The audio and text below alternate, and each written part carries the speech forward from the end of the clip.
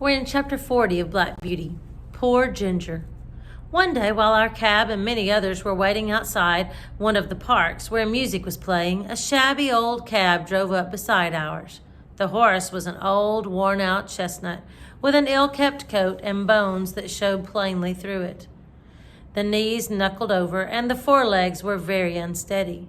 I had been eating some hay, and the wind rolled a little lock of it that way, and the poor creature put out her long, thin neck and picked it up, and then turned and looked about for more.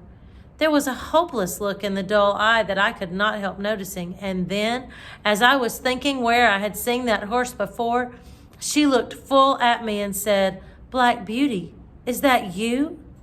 It was Ginger!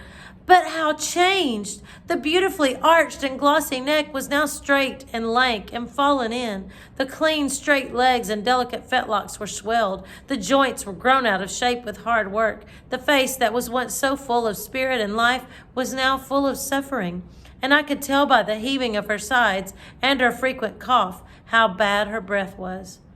Our drivers were standing together a little way off, so I sidled up to her a step or two, that we might have a quiet little talk. It was a sad tale that she had to tell. After a 12 months' run off at Earlshall, she was considered to be fit for work again and was sold to a gentleman.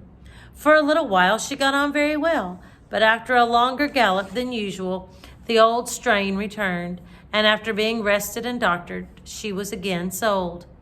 In this way, she changed hands several times, but always getting lower down. And so at last, she said, I was bought by a man who keeps a number of cabs and horses and lets them out. You look well off, and I'm glad of it, but I could not tell you what my life has been.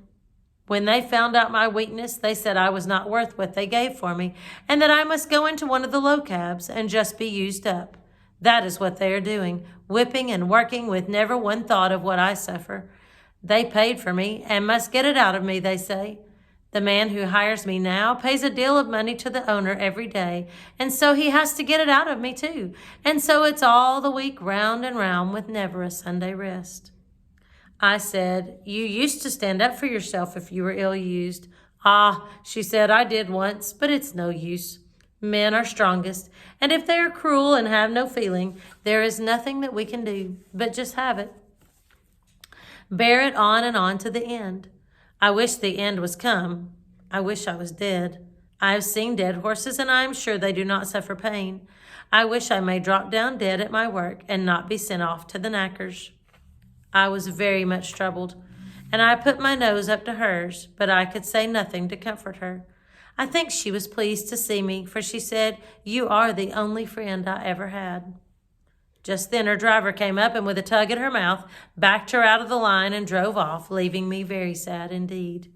A short time after this, a cart with a dead horse in it passed our cab stand.